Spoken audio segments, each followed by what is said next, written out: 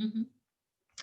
I am really looking forward to interviewing today's guest, Sameena Mughal from Georgia.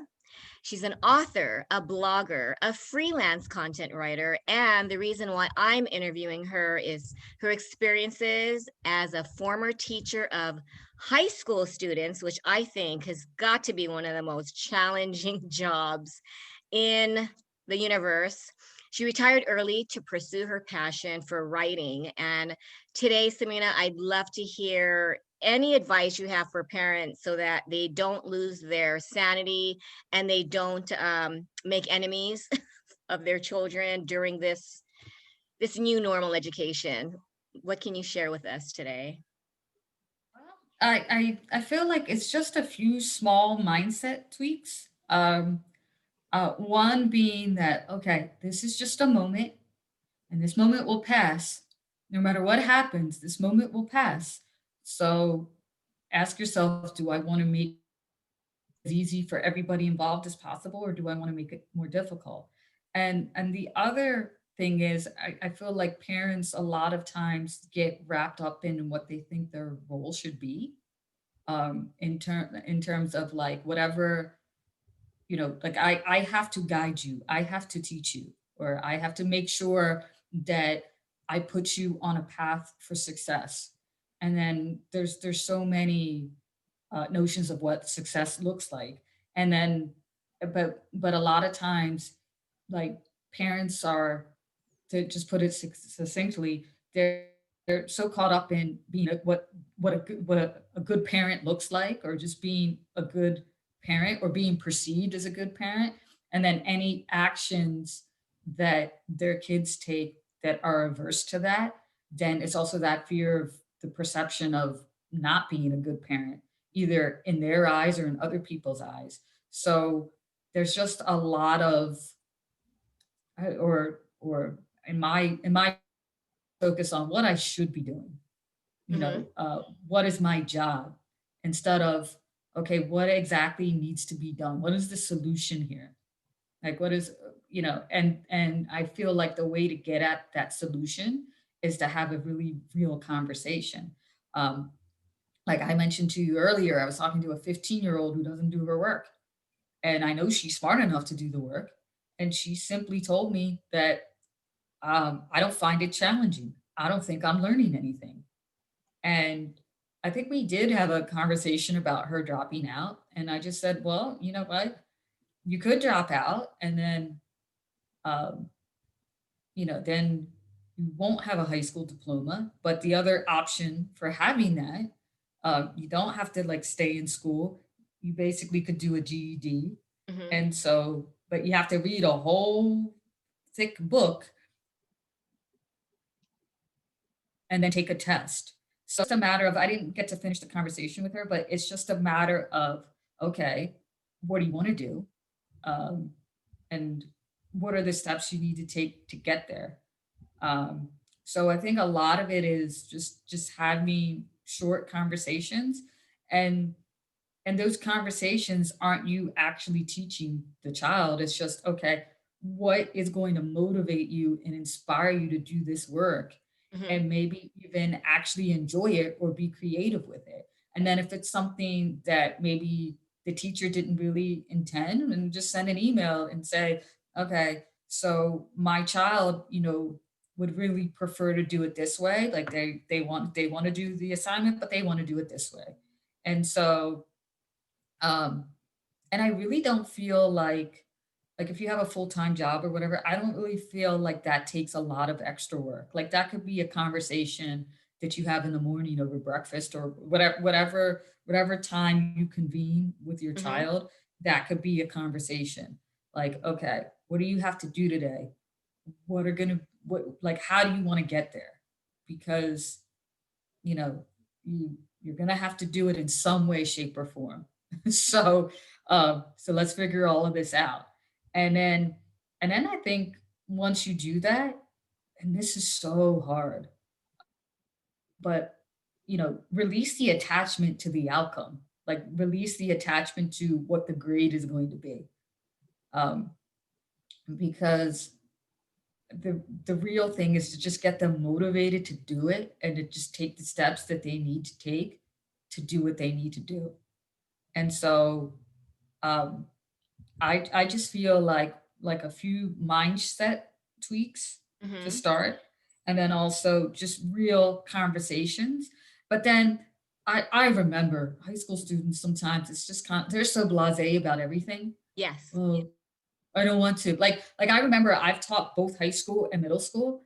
Like middle school wasn't my favorite, but the thing I loved about middle school is that if you did something they were excited about, or if you had a project that they were excited about, they were so on board with it. Hmm. And whereas with high school, you could do a cartwheel on a table and they're okay, whatever. Can I, can I go on my computer and look up something on Amazon, Right. or whatever it is, or whatever it is. So sometimes that can be difficult because they are so blasé. Um, well, what I used to do as a teacher, I mean, honestly, for what I taught, there wasn't really a scope for lecturing or talking at kids. Um, like, so there, so a lot of it was real interaction, what I did, like Hmm. just talking to them about whatever, because they're practicing their language. But the way I would do assessments and the way sometimes they learned was through projects. So, um, like I remember one time, one of my favorite projects to do with them was first they had to work as a team. Like I would put them in groups because it's so important to learn collaboration. But I would have them like research like an animal, just Hmm. like like some sort of like wildlife. So it was, I called it the wildlife team project. So they picked some sort of animal, whether it's an animal that lives in the woods and like an animal that lives in the jungle, and they had to conduct interviews with each other. Like they had to pretend like they were doing a wildlife show, and Wow. somebody would be the host, and then somebody would be like a scientist, or if they really wanted to get creative they could actually have somebody be the animal and interview Hmm. the Hmm. animal. But they would interview each other and they would talk to each other. So like, and then even like if somebody really didn't want to talk, because some English language learners are kind of lopsided in their strengths. Like some are really good at writing, Hmm. and then but they don't feel really comfortable speaking. So I'd have them speak a little bit, but maybe the bulk of their work on that particular project was writing. And then there's some that are really skilled at and really enjoy the speaking part, but not the writing so much. So like I would do things, or I would set up activities that really spoke to their strengths, and then they would work together. See, but that is a And great yeah, that's a really, you're engaging, but I think what's happening now is, watch this video, write this paper, yeah, read this article, answer these reading comprehension questions, do this grammar worksheet. yeah. And so when how do you explain to parents, it's so easy to say, just don't be connected to the grade. What kind of conversations do you think will help kids and parents when then they do look at the grades and they see, say, three F's or even one F, and the parent is just mortified, and then the child, how we were talking earlier, the child is just either having consequences, phone taken away, no gaming. How do you address possible conversations when the grades just destroy a parent because their grades are not supposed to define their value, Yeah. but how do No, I you get it. how do you handle that? Maybe asking the child, okay, so how do you feel about this? How do you feel when you look at this? And then just go from there. And then if it's okay, I feel badly about it, then one direction to go into is, well, what do you need to do to fix it? Like and how can I help you to fix it? And then if there's like, I don't care, well, Yes. why Yeah, what don't about you care? Like yes. why don't you care? And then really have more meaningful conversations that way. And then maybe like have a conversation like, what would make you care? Like how does this need to be presented so you do care? Because there are things, no matter what they say, there are things that they care about. Mm-hmm. And a lot of times as a parent, you know that better than anybody. Yes. So, so you like find a way to connect whatever it is that they're doing to what they care about and what they value. So, I mean, yeah, at the end of like, and then the other thing is, especially at the high school, a Hmm. lot of parents are very focused on their child going to college. And it's like, Yes. okay, if you fail, you're not going to college. And if you're not going to college, then you're not going to get a good job. And it's like, it's like a rabbit hole. Hmm. And it really is a rabbit hole. And I know it's really easy for me to say, don't go down the rabbit hole, but don't go down the rabbit hole. Like start with one thing at a time. I think that's what the problem with a lot of us is, no matter what walk of life we come from. We try to do too many things at once. So like, so I would suggest, okay, what's the immediate issue here? Like, what's the immediate problem? Okay, the kid failed. So let's not think, okay, this is going to affect this kid a year from now. How is this affecting this child right now? And what can we do to fix it? So, like, yeah, so how is this affecting the child, or, and what are the solutions to make it better? Like, and it may not be about the grade. Like, it may be about something else. Um, I actually, you know what I did for some students, like especially kids who didn't know any English? I would just do a pass fail type of thing. And what I would do is like, if you blatantly didn't do anything, then you get an F, but that's very rare. Hmm. But if you did like even like, The let's minimal. say out of, yeah, somewhere in the middle, then that would be a pass. So, Well, but that's a, unfortunately, yeah, but yeah, a lot of teachers won't do the pass fail. So I yeah, had someone, I mean, 68 missing assignments. You're in seventh grade. He was given an opportunity to make up the work during Christmas break, and he didn't.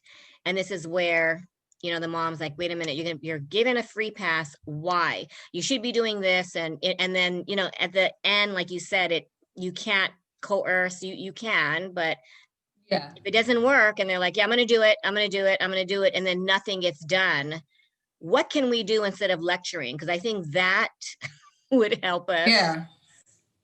So, okay, I don't know how you're gonna feel about this answer, especially as a parent. Um, but like have a real conversation of what these consequences are and what this looks like for them. And I'll be honest with you, I wouldn't be really concerned about it. Like, not that I wouldn't be concerned, but in seventh grade, an F doesn't have as much weight as it does in, let's say, Your 11th senior grade. year, right? Yeah, or your senior year, right? So, so basically, I would just have a real conversation of consequences, and um, that you have to realize that in life, not everybody's going to give you more than one chance. So you take them when you get them, but then after that, yeah, sometimes you just Is have it to let letting them go? fall. Yeah, I was telling Yeah, her you let go because you told him this is like, because he said, wow, this is like a Christmas miracle, and she was excited, and then he yeah, realized, wait a minute, during my break, yeah, wait. So I said fresh start, but I yeah, think fresh start means different things to, she just thought, wow, this is an amazing opportunity. So it does yeah, hurt as a parent, especially if you're a high achiever. yeah, Why are you not taking this gift?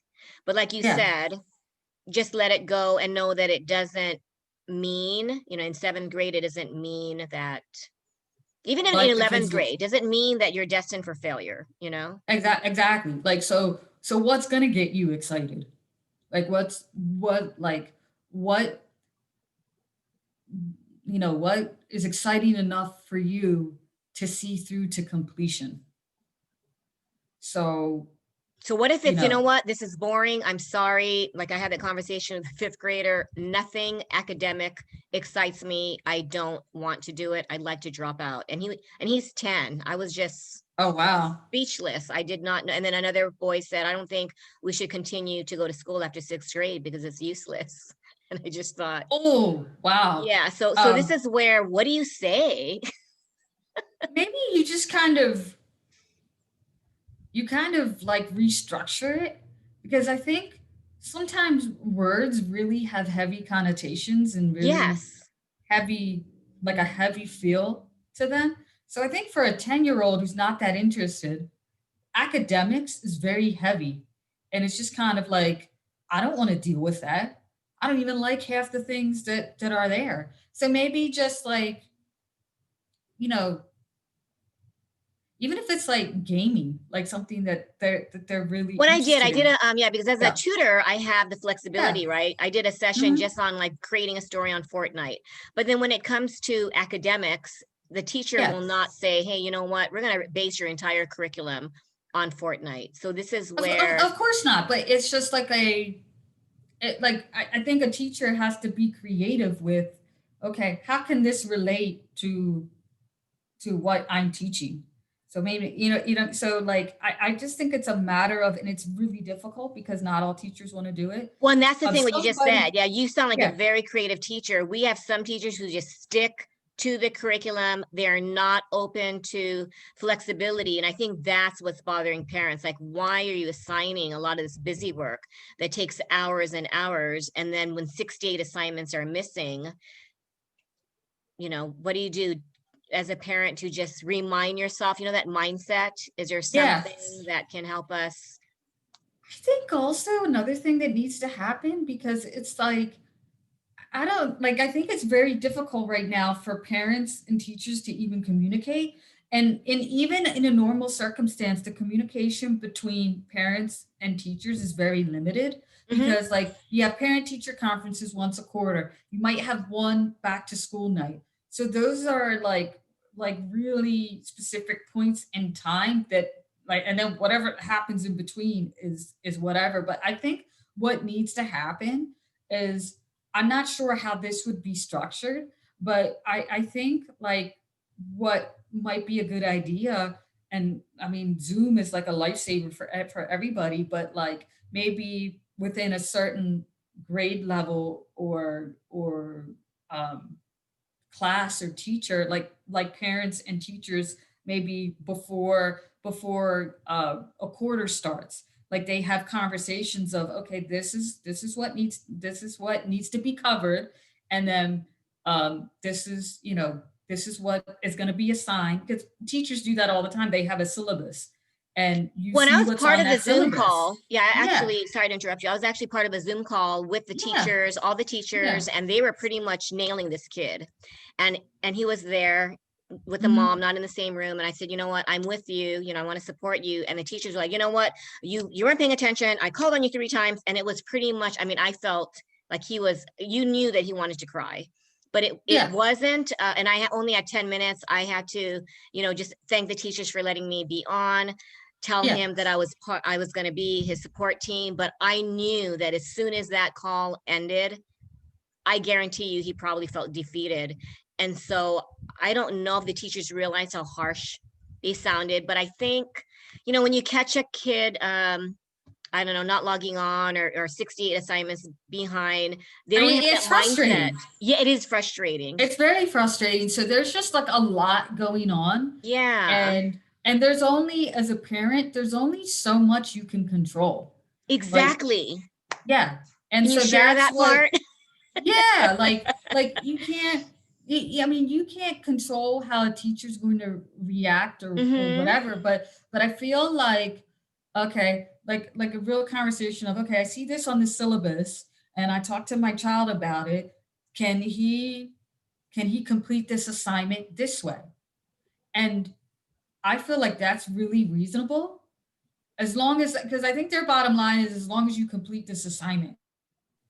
Well, I And think what's and happening is that they're not showing yeah, their work, and I need it to be done this way, this way, this way. So he spent the whole Thanksgiving weekend completing like 12 assignments. I was so proud of him. None were yeah, accepted because it wasn't done the way the teacher wanted him to do it. And it was all these word problems. And I felt crushed because I know that if those 12 assignments weren't accepted, are you going to do the other 50 something? No. exactly. But then I feel like, now here's something I can control. When that happens, Uh-huh. and this is how I never had these issues, but my other colleagues, like they did. So like an email, I think needs to be sent to Oh yeah, the multiple teacher. emails were sent. The teacher was Yeah. called and she said, I am Yes. sorry. But, and I think a lot of it is technical, I don't know if she, sometimes, with a Zoom thing, you have to attach the Yes. document, you have to, and Yeah. obviously she was not, she was like hardcore. Sorry, if he's not going to do the assignment the way that I said, I'm not going to be accepting.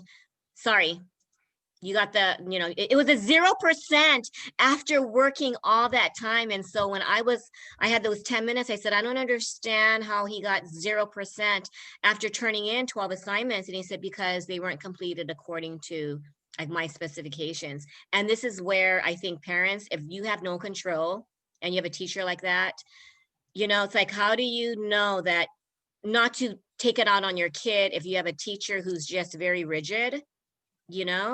I would be on what I would do honestly, and I had parents in the district that I worked with.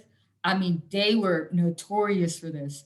But what they would do is they would go above the teacher's head right Yeah, away, she contacted and the that's a principal. problem. Yeah, yes, Yep. all admin. I mean, she's talking about, and it's amazing how it didn't matter. But I think if you have Wow. someone that's very rigid and you're right, your senior teacher who just does not want to budge, then Yeah. do you just explain to your child, sometimes you might have a boss, you might have a professor, you might have Yeah. someone who is rigid and not fair, because it is Yeah. unfair. And It's unfair, definitely unfair. yeah. So even after a conversation with the principal, the teacher still wouldn't budge? Wow. Yeah, honestly, like And that's a I've had different that kind where of I've district. talked to, yeah, an admin is like, you know what, sorry. And the principal says, sorry, it's her classroom. And I know it's unfair, but she has almost like, it's her classroom. And I just thought, what? See, that So you wouldn't do a parent advocate, right? You tried to get a parent advocate in, you get all your sources and your resources. And wow. That's so sometimes see, it's I had a different discrimination. Yeah, sometimes it's yeah, I had discrimination. a totally different experience. Like if if that happened in my district, then every it's Wouldn't you actually think? the Yeah, wouldn't you extreme, but think? it was the extreme in the other way that like every accommodation would have been made.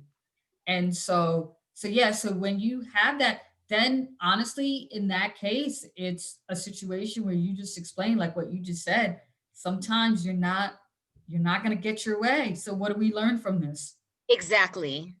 And that, but Yeah. not to take it on your child, right? Not Yeah, because then but the it's child, you got to just email, you got to do this. Are you doing everything? And I think, sometimes you stop doing the assignments because, and he's going to have this teacher again next year because 7th and 8th grade, you have the same teacher in this oh, particular you know what? school. Could she She can't, like she tried to switch teachers even in the this. parent advocate, even though like bringing the parent I think advocate the then like school is just saying this is the way they were structured. We can't change it because everyone has the same teacher for 7th and 8th grade. And that was like, that's it, sorry. And so then it's almost like your cards are dealt. I mean, I don't know. This is where I really didn't know what to say, except sometimes in life, I mean, if you're stuck with that boss and you don't want to quit, and that boss is being unfair, yes, you can call the union. Yes, you can do other things, but yeah, during COVID, things are like backlogged. So in the meantime, you are dealing with a lot of unfairness. You do drop yeah, the ball as a student because then your entire academics, you don't care because you yeah, tried. You tried. So I know the third quarter, he's having a good start, but now I think there's like one or two missing assignments. And that immediately is a red flag because then the parent is like, uh-oh. And like you said, the rabbit hole, it's almost like a yeah, PTSD. yeah. Oh yeah, absolutely. But yeah, I'm actually really dumbfounded by what you just said. Like that's inherently unfair. And um may I ask if like what's the background, like what's the cultural background of this student that you're talking about? Like Oh, well, he's just a local boy with so he's I think like a Filipino descent. And then the teacher, she she's a white teacher with a Japanese name. So I don't know, maybe she's like married to a Japanese yeah. boy. But in Hawaii, we're a melting pot. I mean, we have Korean, Filipino, Japanese, you Okay. know, Thai, and it's like but I think when teachers are very rigid, they Yeah. believe that things have to be their way and there are no accommodations, even though they say they'll make Yeah. accommodations. But when you give a child a chance to complete those assignments during Christmas break and you don't, I don't fault the kid because 68 assignments, we tried to make a plan, 5 assignments a day, you can still play video games. And I guess he just decided, nope, I'm not. I'm not going to do Yeah. that, you know? No, I was just wondering if maybe there's like some sort of discriminatory element in there. That's all. No, I think what happened is that because the first quarter started that way, and I think Yeah. maybe, and I know teachers who judge, like if I tutor a student who's a C student and we work really hard, I notice he gets a C, Yeah. because some teachers just say you're a C student. If you're an A student and you cheat, Yeah. the teachers will say it'll be an A, they don't even read through it. Yeah. So I tell some kids, and they know it. They're like, you know what? I am a 4.0. I kind of like rushed through it. I know I got a C on it, but they gave me an A, especially if it's a subjective assignment, like not math. Yeah. Yeah. And so it's hard because, and I tell them Yeah. with reading and writing an essay, it is totally subjective, Absolutely. very subjective. And as a writer, I mean, I helped someone in 5th grade. The teacher crumpled up all the papers. It was an autobiography, crumpled up all the papers. So we had to start from scratch. And I thought, did she explain? No. She said, everyone, this is horrible. Start over. I, It was an I would autobiography. All it never. was a 10-year-old sharing their hobbies, their background, their experiences. And I was just like you said, dumbfounded. I thought, did she That tell is you awful. did she tell I you like would what never say areas? that. So Yeah. she was in tears, and I thought, I helped her. I thought for sure she was going to at least have a decent grade. And when she said, I said, where is it? So we can, edit it. Oh, it's gone. The teacher threw all our papers away in front of us. Oh, see, I would So have I such a think, problem there with are, that. I'm Yeah. not saying, yeah, and it is, you have no control over it. Yeah. And so as a parent, instead of getting upset, I guess my bottom line is no matter, what the teachers say, if you have no Yeah. control, how does a Yeah. parent not attack, right? It's kind of like a personal Yeah. attack and Yeah. criticism on the child rather than saying, okay, this is out of our control. We tried our best. And sometimes you're tired as a mom, you have your own stuff. Get You have it. your work stress, you have everything. And then you're thinking, you know what? You fix it, you email, you do it because I have done everything in my Yeah. power. Honestly, like in a situation like that, if there was a teacher, like I'm like that horrifies me as a former teacher. I would never do that to a student. I like this is crap. You don't say that to anybody. You wouldn't want someone to say that to you. So that just I don't know, that just gets to me. Honestly, in a situation like that, if there is frustration, it needs to be, let out on somebody. I would tell the teacher something like what are you doing? Like this is not part of your job. This is But I not think this that's is been not your said. job. Yeah. But you know what happens is that they're just like, I Yeah. remember my daughter, my I get 24 it. year old, Yeah. the Yeah. teacher, right, would interrupt them during the presentations and their papers. Samina, she would write capital BOO exclamation mark on their college papers. Boo. And so my daughter showed this to me and I said, what? And she was fearful of getting a D. She kept going in, going in. The teacher wouldn't show up on their meeting. This is prior to COVID. She's 24 now, Yeah. and he finally, connected with her. And then as soon as she said that she went to the same this Hawaiian the school, Kamehameha school is very respected. The teacher's Yeah. Hawaiian. She made a connection, and she goes, "Mom." As soon as she found out that I was from Kamehameha schools that I graduated, she was like, "Oh." And then she ended up getting a B, an F to a D to a B, and she just thought she made sure that she did the teacher did not pass out an evaluation form. Yeah. So she said, I'm Wow. going to do an evaluation, submit it to the dean, of that department. Mhm. But I think I know, well, sorry for taking up so much of your time, but the That's whole fine. thing is sometimes we have no control. Exactly. Unfair things happen. And I think Yeah. instead of getting, like you said, emotional, like we want to fix this, this is like Yeah. unfair. And you can do something Yeah. that's very emotionally exhausting, and just it's like how protests take place. You can either do it Yeah. peaceful, Martin Luther King Jr. way, or you can do very, very violent. And so Yeah. it's like, what do you choose? And also, Yeah. do you want to destroy that relationship with your child? I mean, any closing Exactly. remarks on bottom line, what do we do so we don't disconnect or kind of like ruin Yeah. your child's like mental future, because you Yeah. set their mindset as well, right? I mean, what Yeah. parents say influences Yeah. their beliefs. And then I think also I would just have a conversation, especially when it's an unfair situation. Like I know I got sidetracked because I was horrified by what the teacher was doing, but but I think there just needs to be a conversation that, you know what, this is a learning opportunity for you, because sometimes no matter your best efforts, sometimes things just aren't going to go the way that we want them to. And so that's like a really good learning opportunity. Like I had like a it was like a tiny experience today. Like I was in a Facebook group and somebody asked a question and I gave real feedback. Like I thought like an image that they had, like one of the images was distracting. So I said, "Oh, this is beautiful, but it's distracting, da da da." And I had like the best intentions, like to just give real feedback. And the person responded with just one word, "Oh." Didn't like my comment, nothing, just "Oh."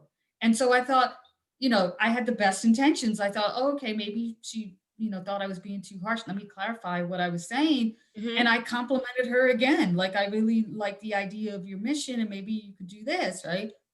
And then she responded again, didn't like my comment, nothing. Oh.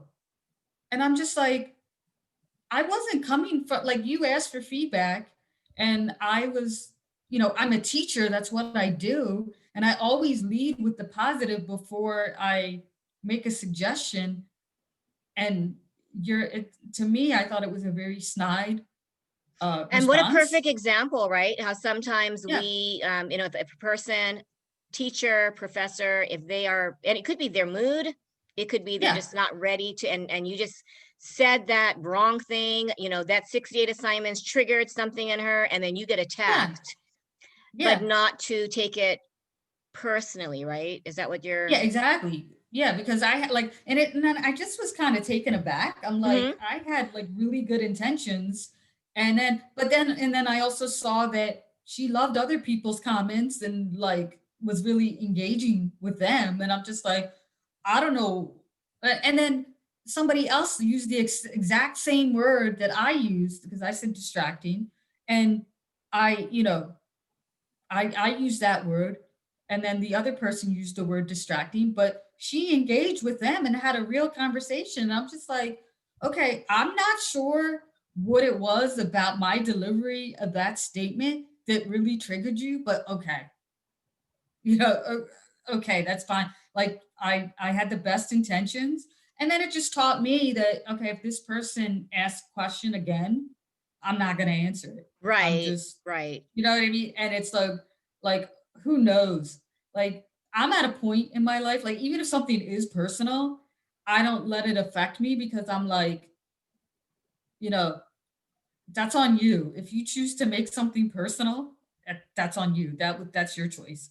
Well, maybe that's I'm what we can not, tell yeah. parents too then. It is not, Yeah. don't take it personal, whether it's their grades, even disrespectful, that Yeah. disrespectful behavior.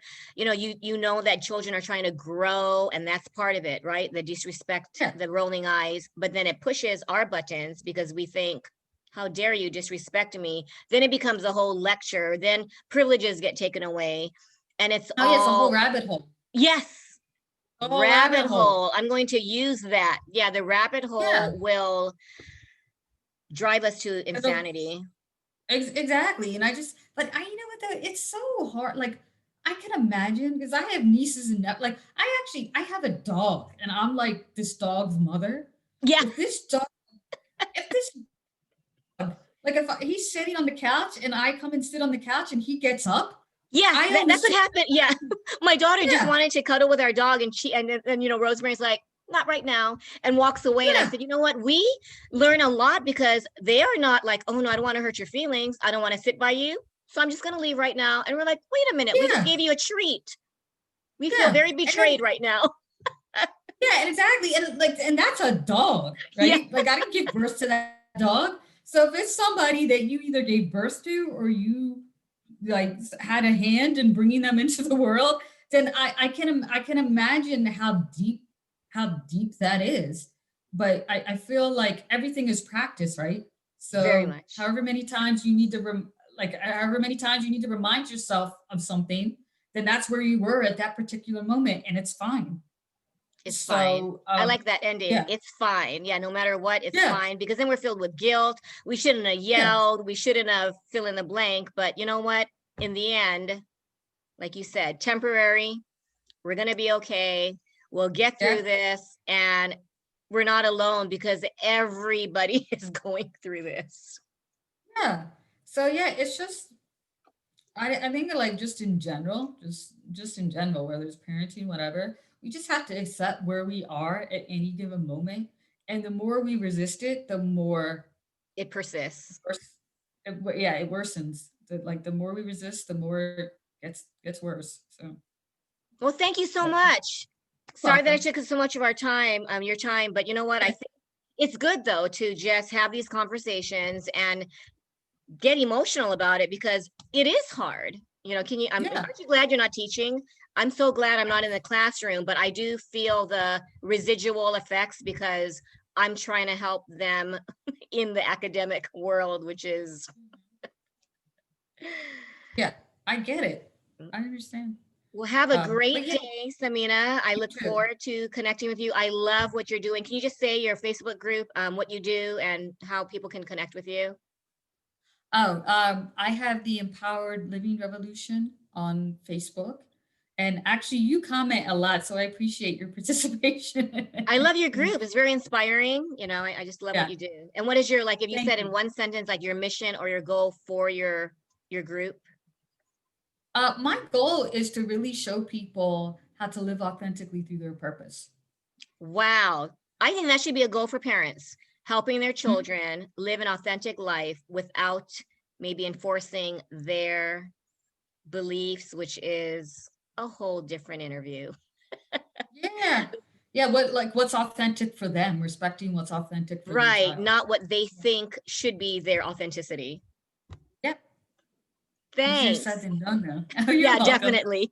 Okay, take Yeah. care. Have a great day. You too. You too. Bye bye. Bye.